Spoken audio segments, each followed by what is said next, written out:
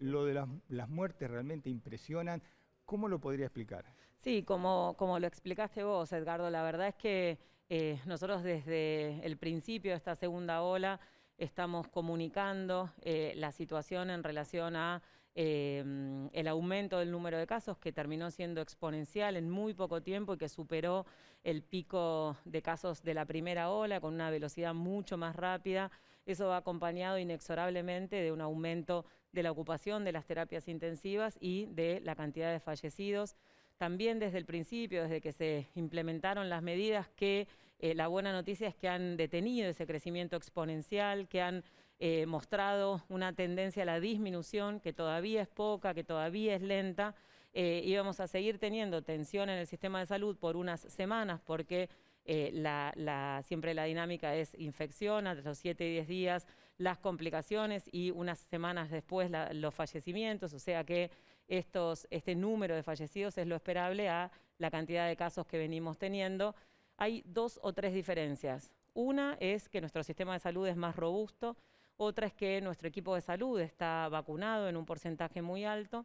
Las dificultades son que ese equipo de salud está muy cansado, que tenemos nuevas variantes circulando que son más transmisibles, y la otra situación es que al tener un porcentaje importante de la población mayor de 60 años vacunada, estamos viendo edades menores en las camas de terapia intensiva. Por eso necesitamos bajar el número de casos para disminuir la ocupación de las camas y, por supuesto, disminuir las muertes.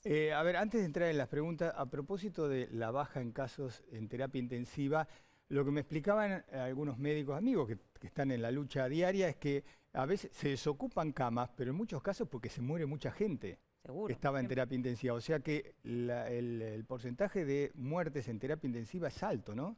El porcentaje de muertes en terapia intensiva es alto, la letalidad, o sea, la cantidad de fallecidos confirmados sobre los casos confirmados está bajando, sobre todo en edades mayores. Los análisis son bastante más complejos, pero nosotros estamos teniendo un número de fallecidos similar a los del año pasado, con un número de casos muy importante, en algunos momentos casi el doble. Por lo tanto, la mortalidad comparada con el número de casos ha descendido, en parte porque han aumentado los testeos y tenemos más casos que no todos son graves o moderados, y en parte también por la vacunación y por el entrenamiento del equipo de salud. Así que no son comparables las olas, pero sin lugar a dudas, cuando alguien ingresa a terapia intensiva tiene un riesgo mucho más importante de morir, y si entra un respirador, más todavía. Ministra, ¿podemos llegar a tener en la Argentina una tercera ola como tuvo Europa o no? Nosotros de la segunda ya vamos a empezar a bajar y... Nosotros estamos en este momento todavía en una meseta muy alta. Si nosotros tenemos un aumento del número de casos partiendo de este piso, puede ser un problema.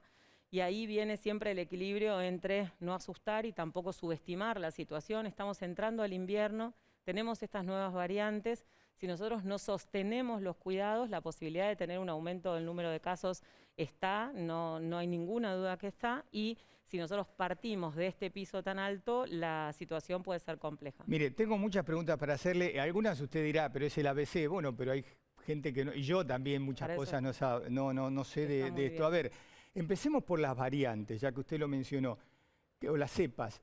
¿Qué cepas hay hoy en la Argentina comprobados? Nosotros tenemos una vigilancia genómica de varios grupos de investigación, dentro de los cuales está el Instituto Anlis Malbrán, donde se identifican justamente la secuencia genómica, y hay algunas cepas que en realidad son variantes del virus que se declaran de preocupación o de interés por la Organización Mundial de la Salud porque son más transmisibles o más letales. Nosotros tenemos documentada la cepa del Reino Unido, la cepa de Manaos, y hemos detectado últimamente 2 viajeros con la cepa de India, y que no son cepas, perdón, son variantes, y también una variante de Sudáfrica. De Sudáfrica. De estas 4, ¿son todas malas? ¿Cuál es la peor de todas estas? ¿O son todas malas? Son todas variantes de preocupación. Eso significa que son más transmisibles y tienen un aumento de la letalidad.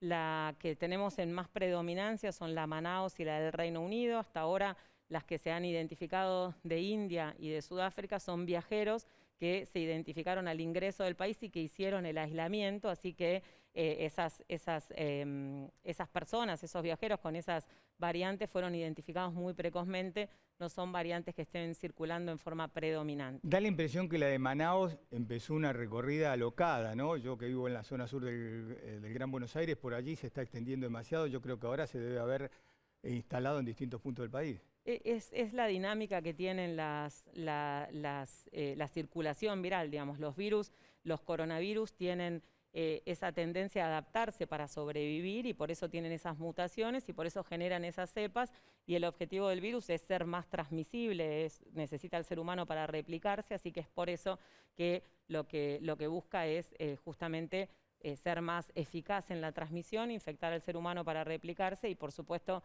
ese es el motivo por el cual, aunque estemos avanzando con la vacunación, aunque estén bajando los casos, se necesita justamente optimizar y maximizar los cuidados para que esa transmisión de persona a persona baje con la distancia, con el barbijo, con el lavado de manos y con la ventilación cruzada constante. Ministra, nos metemos en el tema de las vacunas porque a mucha gente le pasa, a mí también, son varias las que hay, pero uno la verdad que no sabe cuál hay más, cuál hay menos. A ver, ¿qué vacunas se dieron o se están dando en la Argentina? ¿Qué marcas, qué tipos? Argentina recibió la vacuna de la Federación Rusa, la Sputnik V. Argentina recibió la vacuna de AstraZeneca del mecanismo COVAX, que puede haber venido de Europa o de Corea del Sur. La vacuna que también es de AstraZeneca, que se llama Covishield, sí, que es de India. Y recibió la vacuna Sinopharm, que es de China. Y está recibiendo ahora, después de la información que nos llega del Reino Unido, con quien firmamos el contrato de AstraZeneca, entre el 17 y el 31 de mayo, 3.960.000 dosis de AstraZeneca producidas en Argentina, México y envasadas en Estados Unidos. A ver, le voy a recorrer estas cuatro vacunas. La Sputnik, ¿qué efectividad tiene? ¿Qué efectividad tiene? Sí, entre la primera y la segunda dosis, la pregunta es esta, entre la primera y segunda, ¿qué lapso tiene que pasar para que uno reciba la segunda y esté bien cubierto? La respuesta va a ser la misma para todas las vacunas, sí, porque la recomendación de la Comisión Nacional de Inmunización es basada en digamos, la evidencia científica y en la implementación en función de criterios sanitarios consensuados con las 24 jurisdicciones, es priorizar la primera dosis y diferir la segunda dosis a un intervalo de 3 meses. O sea, se vacuna con la primera dosis a la mayor cantidad de gente posible y a medida que se van cumpliendo los 3 meses, se va completando el esquema de vacunación. Eso ha eso ha sucedido. Nosotros ya recibimos alrededor de 5 millones de vacunas Sputnik V y componente 1 y 1.050.000 componente 2, así que las personas que recibieron la vacuna al principio de la vacunación han completado su esquema. Estamos ahora para alrededor del 20 de mayo empezando a cumplir los 3 meses de la primera dosis de un grupo de personas que se han vacunado y estamos trabajando con la Federación Rusa para empezar a recibir ese cronograma de segundo componente. O sea que las 4 que me mencionó se bancan las 12 semanas. En realidad, digamos, todas las vacunas, ahí hay como un concepto... Digo porque uno dice, ¿y cómo sé que son todas iguales? Por esto que yo les voy a explicar, porque en realidad lo que se habla de intervalo es el intervalo mínimo, ¿sí? La importancia es no tener las dosis con un intervalo menor que el que recomienda el laboratorio, porque el problema ahí es que interfiere en la respuesta inmune y no tendría toda la potencialidad de vacunarse.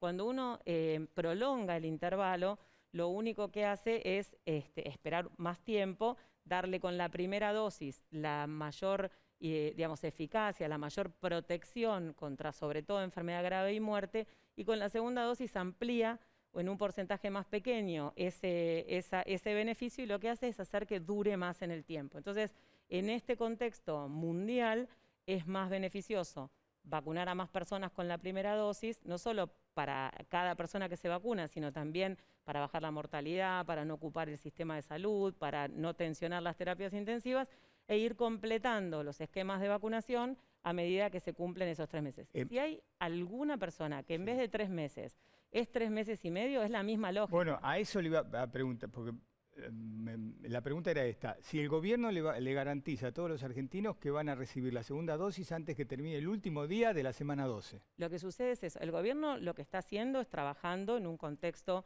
que no hace falta que yo lo vuelva a explicar, de dificultad en el acceso. Lo que se ha hecho es ya lograr el 70% de cobertura con al menos una dosis en las personas entre 60 y 69 años, el 75% entre 70 y 79 y más del 80% en mayores de 80 años. Eso ha hecho que ya la proporción de las personas que estén internadas en terapia intensiva, digamos, la proporción de personas mayores de 70 baje muchísimo, y eso también puede ser claramente un motivo por el cual está bajando la mortalidad. Entonces, ese objetivo es muy importante, y después, en relación a esto, se van a completar todos los esquemas. Si en vez de a los 3 meses se vacuna, le dan el turno a los 3 meses y una semana, a los 3 meses y 2 semanas, es lo mismo, no es que a los 3 meses pierde el efecto de la primera dosis. Comparte entonces lo que dijo Goyán, no pasa nada si pasamos los 3 meses. No sé qué dijo Goyán, yo hablo mucho con Goyán. Si nos pasamos de los 3 meses, claro, no pasa nada. Lo que sucede ahí es que, digamos, todas las recomendaciones sanitarias es un intervalo de 3 meses, y empezamos primero que no iba a haber suficientes vacunas, después que no se iba a dar la segunda dosis. Ahora, cuando ya confirmamos nuevamente que se va a dar la segunda dosis,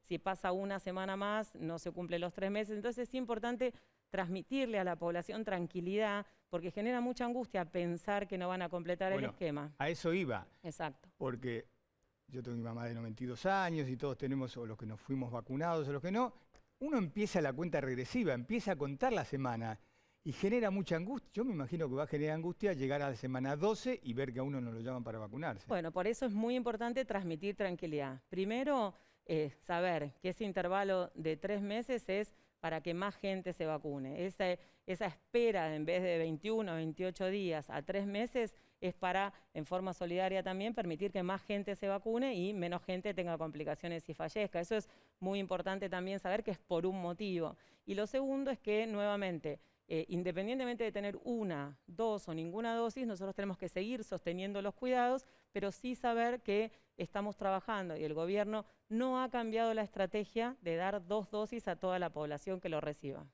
Usted me decía que ahora están por llegar las 4 millones de AstraZeneca. Bueno, y el tema de AstraZeneca, la de Oxford, es la polémica que hay en otros países, porque, a ver, yo estaba viendo por el tema de la trombosis, bueno, Brasil no se las da a las embarazadas.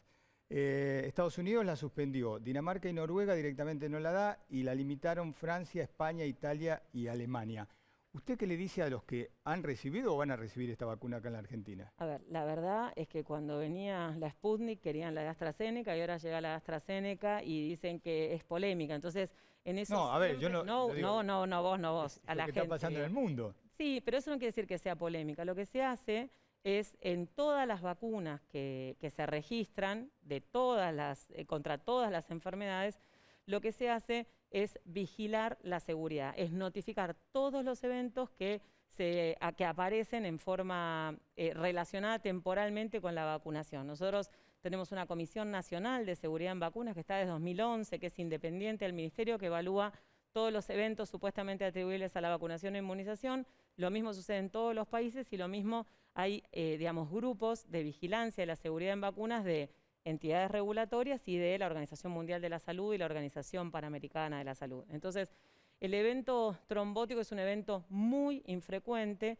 que cuando uno observa el riesgo-beneficio, el riesgo de tener complicaciones y fallecer por COVID versus el beneficio que genera la vacuna y el riesgo que puede generar una trombosis, es muy superior el beneficio que genera la vacunación. O sea que al que va a recibir AstraZeneca, que se quede tranquilo. No hay ninguna entidad regulatoria que ha recomendado suspender la vacunación. Hay países que han decidido interrumpirla hasta conocer más información, y la mayoría lo han reanudado. Nosotros tenemos, de ayer, la Comisión Nacional de Seguridad en Vacunas de Argentina ha presentado una recomendación en relación a esto, al beneficio que genera la vacunación, así que con tranquilidad, por supuesto, todas las vacunas que se aplican en Argentina son seguras y eficaces. A ver, tengo tantas cosas para preguntarle. A ver, ¿qué pasa con la de Johnson? Que veo que los argentinos van a vacunarse a Estados Unidos. ¿Qué pasa en qué sentido? Acá en la Argentina. Nosotros estamos trabajando también desde el principio con Janssen y que es Johnson & Johnson en función de, es una vacuna que es muy práctica y positiva, es una dosis y desde ese punto de vista estamos trabajando. ¿Y por qué se demora? Digamos, lo que tiene Janssen es que empezó un poco más tarde los ensayos clínicos, así que la posibilidad de provisión no es inmediata, así que estamos trabajando también en forma bilateral para poder generar algún acuerdo con Janssen, con CanSino, con Bharat, que es de India, con Cuba, con Israel. Por ahí le menciono alguna de estas, usted me dice lo que acabo de mencionar. Sí. ¿Qué pasa con...? Perdón, en caso de Johnson, ¿cómo toma estos tours que se están haciendo de argentinos que se van a vacunar a Estados Unidos? Eso es una decisión individual. La verdad es que no tiene impacto colectivo, no es un número de personas que vaya a cambiar la circulación viral en Argentina, ni vaya a beneficiar, ni va a tener impacto epidemiológico. Es una decisión individual de un pequeño porcentaje de la población que puede, plata para pagar ese viaje y recibir la vacuna con beneficio individual. ¿Qué pasa con la de Moderna? Moderna, el mismo presidente tuvo un contacto con el presidente de Moderna. La posibilidad de provisión de Moderna era después del segundo semestre, casi el cuarto trimestre de Argentina. Seguimos en contacto y comunicación evaluando las posibilidades concretas de provisión. ¿Nos amigamos con Pfizer? ¿Vamos a tener vacunas Pfizer que no quisimos Nunca nos peleamos con Pfizer. ¿Alguna vez vamos a saber qué pasó? Nunca nos peleamos con Pfizer y nunca no quisimos Pfizer. Y nunca vamos a saber qué pasó. Lo que pasó es lo que decimos siempre. Pfizer tiene un requisito en función de su casa matriz, que es en Estados Unidos, que tiene un marco legal particular. Argentina tiene su marco legal y no han compatibilizado los requisitos de Pfizer con la posibilidad de Argentina y seguimos trabajando de forma permanente para intentar generar alguna posibilidad de sortear esa dificultad y sobre todo también de definir la posibilidad de provisión. ¿Vamos a tener Pfizer? Vamos a trabajar para tener Pfizer, pero no te lo puedo asegurar porque todavía no está resuelto. Le pregunto por Sinovac, esta que compró Chile, que parece la mala de la película en medio de todo esto. No hay vacunas malas, la verdad es que... ¿Nosotros tenemos Sinovac? Nosotros no tenemos Sinovac. La vacuna de Sinovac es una vacuna que tiene una plataforma similar a la de Sinopharm, pero los ensayos clínicos dieron diferentes. La vacuna de Sinopharm tiene una eficacia de alrededor de 80% y la de Sinovac tiene más cercana al 50%. O sea, mejor no tenerla. Eso es en prevenir la enfermedad, ¿sí? Pero en prevenir la hospitalización y la muerte está muy cercana al 100%. Entonces, siempre la mejor vacuna que tenemos para recibir es la que está disponible. Fíjense cómo Chile ha tenido una segunda ola muy, muy alta y después de lograr vacunar a la población con 2 dosis han disminuido las internaciones y las muertes. Lo que nosotros tenemos que por ahí entender es la complejidad de la situación. Si nosotros hubiéramos traído la vacuna Sinovac a Argentina, seguramente hubiera sido un problema enorme, como fue al principio la Sputnik. Nosotros tenemos que tratar de bajar un poco la tensión en ese sentido y eso genera mucha incertidumbre y angustia a la población. Entonces, la mejor vacuna es la que tenemos disponible y todas las vacunas son seguras y eficaces, tienen particularidades y lo más importante es que disminuyen la posibilidad de tener complicaciones y morir. Volvamos sobre la Sputnik, que bueno, como usted dijo, todo el mundo, dame la Sputnik si uno tiene posibilidad. Ahora, por eso. Ahora, los rusos nos corrieron el arco porque ahora aparece la Light, que tiene... No, los rusos no nos corrieron el arco. No a nosotros, solo nos corremos el arco. Apareció la Light en el mundo. Nosotros no vamos a tener Light. Rusia tiene... La Sputnik Light es una estrategia. La Sputnik Light es la misma que el primer componente de Sputnik. Al ser una vacuna que con una sola dosis tiene casi 80% de eficacia, lo que define Rusia, en función también de las posibilidades de producción, es poder ofrecer a algún país que, digamos, por ahí no tenga presupuesto o necesite, tener, alguna dosis con el objetivo de disminuir la mortalidad y disminuir las hospitalizaciones, tener la estrategia de vacunación de una dosis de vacuna, sobre todo en el contexto de la emergencia y después eventualmente definir alguna otra estrategia. ¿Y nosotros vamos a seguir apostando a la Sputnik V de una dosis y 2 dosis o nos van a traer la light? Nosotros, es lo que yo trato de transmitir desde hace días. Argentina tiene la estrategia de completar los esquemas de vacunación de todas las vacunas. 1 y 2, no light. Exactamente. Digamos, si quisiéramos la light, es lo que estamos dando hasta ahora.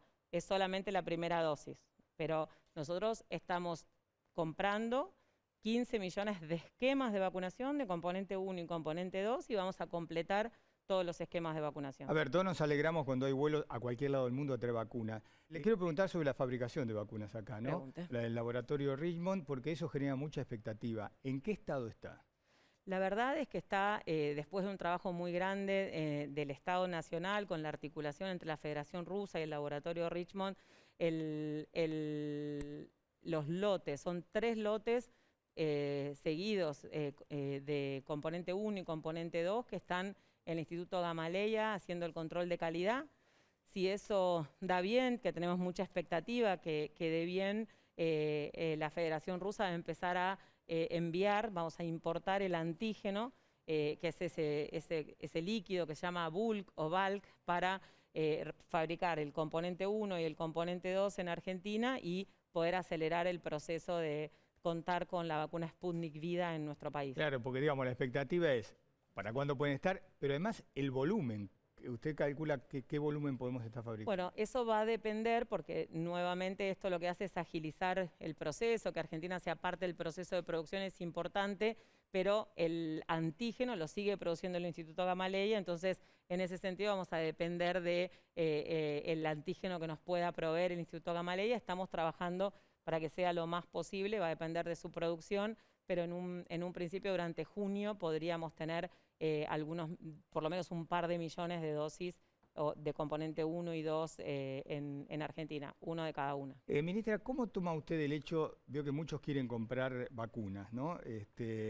Los estados provinciales, la ciudad de Buenos Aires, apareció el caso de Azul, Almeida, el jugador de fútbol que quiso él y el laboratorio le dijo que no, comprar vacunas a la Argentina.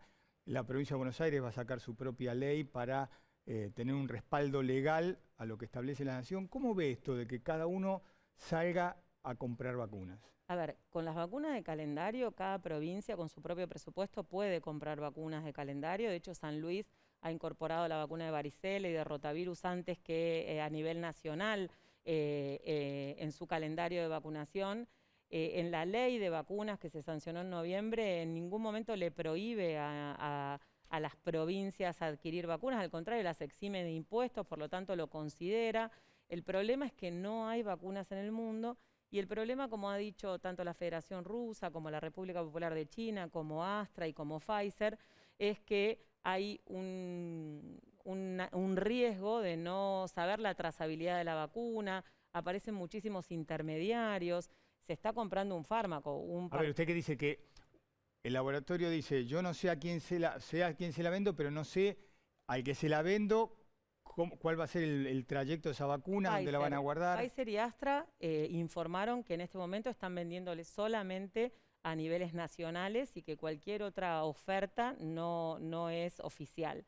Lo mismo nos informaron China y Rusia, y nosotros también recibimos como Estado Nacional muchísimas ofertas de intermediarios que digamos, tienen algunos requisitos, que es el pago anticipado, una carta de delegación de representación y digamos, en el contrato dice que, digamos, de vuelta, un cronograma con un costo que es hasta a veces 5 o hasta 10 veces más cara la vacuna y un cronograma de entrega siempre con la cláusula de fuerza mayor. Por lo tanto, realmente es un riesgo y es algo que también le han ofrecido al Estado Nacional. Por eso lo podemos decir y transmitir la preocupación que tiene también la Organización Mundial de la Salud en relación a este tema. Cuando hablamos, usted disculpará que voy y vengo porque voy viendo las preguntas que tengo. Cuando hablamos al comienzo de la distancia entre el componente 1 y 2 de cualquiera de estas vacunas, hoy apareció, bueno, Eduardo Duhalde, que había sido vacunado con su esposa en medio de toda la polémica que hubo en torno al vacunatorio VIP, dijo que Chiche Duhalde descubrió ahora que pasaron las 12 semanas y no tiene anticuerpos. ¿Puede pasar eso? Que uno recibió la vacuna y pasaron las 12 semanas y se queda sin anticuerpos. ¿Qué riesgo tiene eso? Ahí hay dos cosas importantes. Primero que las vacunas no solamente generan anticuerpos, que es la inmunidad humoral, sino también generan memoria inmunológica, digamos, es otra inmunidad celular, que aunque no tengamos anticuerpos, cuando tenemos contacto con el virus, ya esa memoria hace que se dispare un número muy importante de anticuerpos porque ya conocen al virus. Por otro lado, en este tema de los anticuerpos que generan cada una de las vacunas y los test de anticuerpos que se realizan, no siempre el test de anticuerpo busca el anticuerpo o identifica el anticuerpo que genera la vacuna. Entonces, por eso hay que ser bien específico. Por ahí, si se recibe la vacuna Sputnik V, el anticuerpo es el de la espiga, el Spike 1, y el test de anticuerpo mide otro anticuerpo, que puede ser por la enfermedad de coronavirus y no por el de la vacuna, y eso no quiere decir que no tenga anticuerpos. Así que es muy O sea que el que se hace generalizar. el test para ver si tiene anticuerpos, no tiene que preocuparse si no tiene anticuerpos. No está recomendado hacerse anticuerpos después de vacunarse, porque para eso están los ensayos clínicos y para eso está, digamos, Usted dice para que la gente no enloquezca, digamos. Exacto, porque la verdad es que nos la pasamos aclarando eso y genera mucha angustia y no tiene una posibilidad concreta de tener una respuesta. Entonces, desde ese punto de vista, no está recomendado hacerse anticuerpos. Todos escuchamos acá y en todos los países que han postergado la segunda dosis que, bueno, esto lo que evita son muertes, pero nos vamos enterando de a poco que, como le pasó al presidente, se enferma gente que tiene una o dos dosis, pero también empiezan a aparecer muertos que tienen una dosis. Eso... ¿Por qué sucede? ¿No evita todas las muertes? ¿Es gente que tiene alguna enfermedad de base? Bueno, es súper importante la pregunta porque también tiene una respuesta compleja. Los hipocondríacos tenemos esas preguntas. No, pero primero las vacunas no es que alguien se da la vacuna e instantáneamente está protegido, tardan entre 14 y 21 días en generar anticuerpos. La gran mayoría de las personas que están vacunadas y tienen complicaciones o se mueren es porque o ya estaban infectadas y estaban incubando antes de vacunarse o todavía no habían desarrollado los anticuerpos después de vacunarse. La cantidad de casos de personas con una dosis que se han enfermado es muy baja después de los 21 días y con 2 dosis es más baja todavía, y la cantidad de fallecidos que tenemos notificadas después de 21 días de la segunda dosis es de 15 personas y después de 21 días de la primera dosis es de 640 personas. Eso es lo que tenemos notificado. Después también es importante saber quién es el huésped que recibe la vacuna. Si hay alguien que tiene su salud muy deteriorada, su sistema inmune muy débil, aunque reciba la vacuna, puede tener complicaciones también y fallecer. Pero uno tiene que mirar la gran mayoría, y la gran mayoría es que las vacunas tienen un impacto muy importante.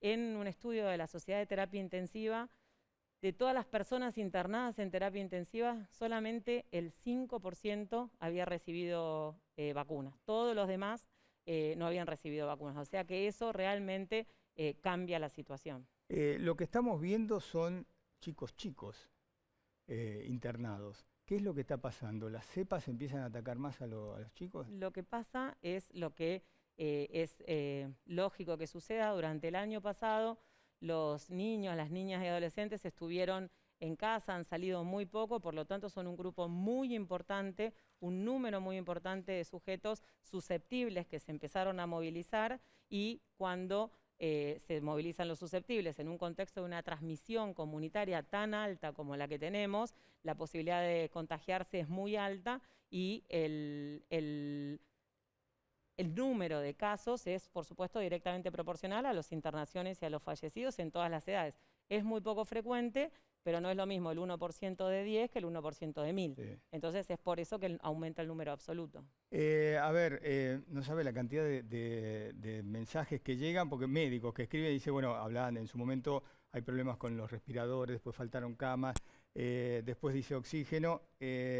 Lo que temen los médicos y las enfermeras es que el próximo paso es que por agotamiento empiecen a faltar médicos y enfermeras. Bueno, ahí hay 2 o 3 comentarios.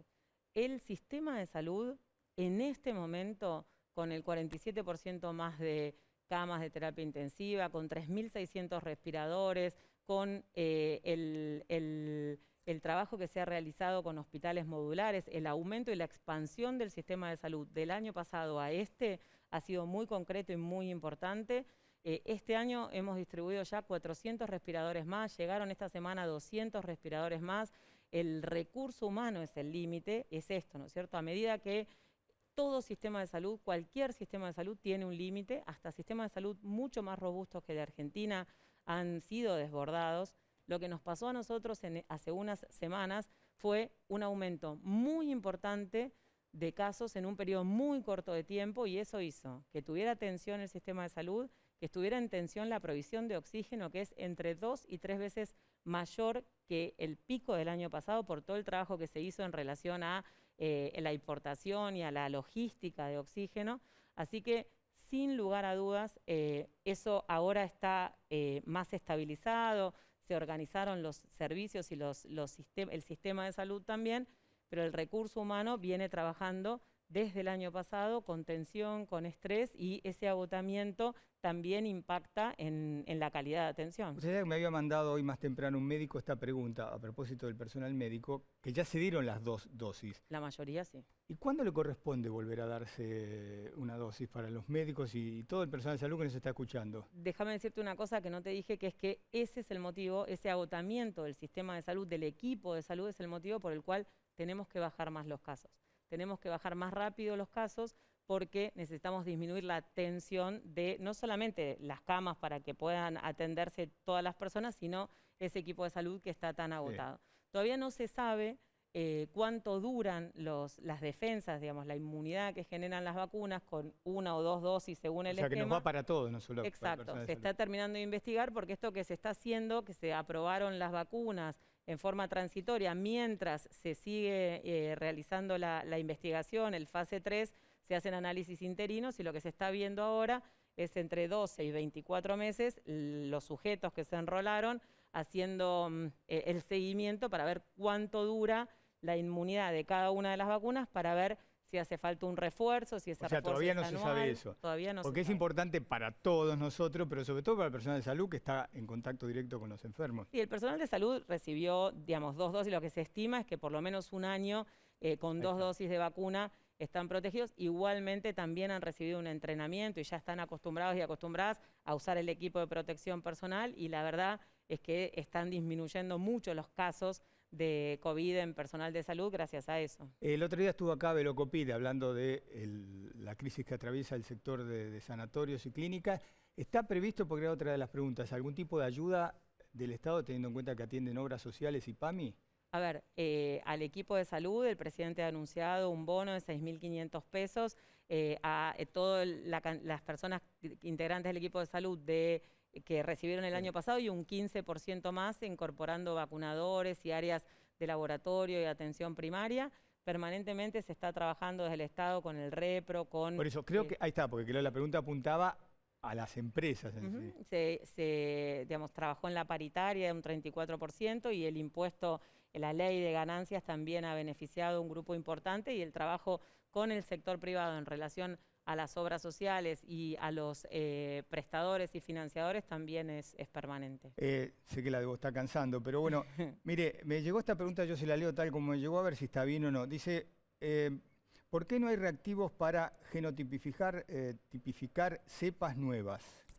Hay reactivos. Tanto el Grupo País como el Anlis-Malbrán son los que reciben las derivaciones para hacer la secuenciación genómica, y es lo que charlábamos de las distintas variantes que se van identificando. Mire, si alguien se dio una dosis de cualquiera de estas vacunas, va a otro país, ¿se puede dar la segunda dosis en otro país? Eso depende, en realidad depende de un montón de cosas.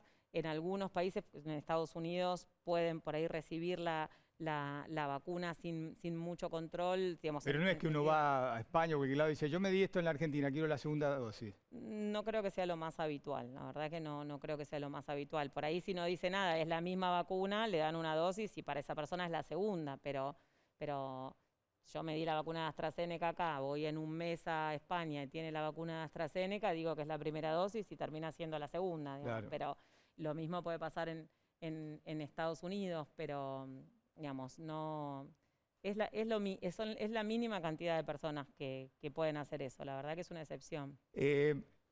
Vacuna 1 de una marca y 2 de otra, ¿eso no definitivamente? Bueno, ¿O hay alguna chance? Es interesante la pregunta. No hay estudios que avalen la intercambiabilidad. Siempre lo ideal es trabajar en relación a la evidencia científica.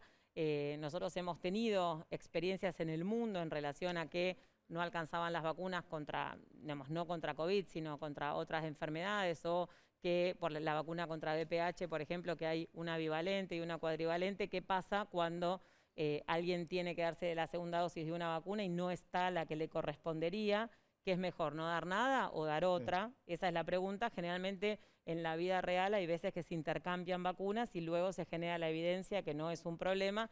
En este momento no hay datos. Estamos trabajando para que todas las personas que inician el esquema con una vacuna la completen con la misma vacuna, pero seguramente en algún momento se plantee, no en Argentina, Bisotti no dijo que va a intercambiar vacunas, nada de todo eso, pero digamos, es posible que en algún país o en algún momento esté esa experiencia. 2 temas más y prometo que la libero. Los movimientos sociales piden vacunas. Al principio los pedían manejar ellos, ahora le dieron vuelta al discurso y las quieren para la gente que está en comedores. Los choferes de colectivos quieren sus vacunas, los trenes, los que trabajan en los trenes quieren sus vacunas. ¿Qué le dice a esta gente que quiere ser considerada personal nosotros tenemos requerimientos de la justicia electoral, de taxistas, de personal bancario, de supermercados? Todas las personas que están trabajando y que tienen movilidad y que son considerados trabajos esenciales desde el primer momento, por supuesto, han sido presentadas solicitudes de vacunación en relación a su movilidad y a su interés de vacunarse. O sea que no es que ya les van a dar a los movimientos sociales. No, el Ministerio de Salud de la Nación no le está proveyendo vacunas a ninguna actividad en particular. Nosotros estamos abocados a aplicar las primeras dosis a las 15 millones de personas priorizadas, que son los que tienen más riesgo de enfermar y morir, que son los mayores de 60 años, las personas entre 18 y 59 años con condiciones de riesgo, educación, salud, defensa y seguridad. ¿Se está cumpliendo el plan así? Ese es el plan que se está cumpliendo. Estamos ¿Cómo sigue? Trabajando muy fuerte. La semana que viene tenemos reunión de la Comisión Nacional de Inmunizaciones, porque con estas 5 millones de dosis que están llegando, estamos muy cerca de cumplir ese hito para definir cómo seguir en función de distintos grupos. Todas las personas dentro de estas actividades que tienen condiciones de riesgo se tienen que empezar a vacunar, y el resto tiene que seguir generando las acciones de cuidado como el resto de la población para minimizar las posibilidades de contagio. Bueno, cierro con el fútbol. Hay mucha presión de la Conmebol para que Argentina haga la Copa América con gente en las tribunas, y 20%, 30% de los estadios. ¿Con gente o sin gente en las tribunas? Hasta ahora nosotros hemos hecho una reunión en el día lunes con el ministro Lamens, con el ministro Guerrera, el ministro de Transporte, con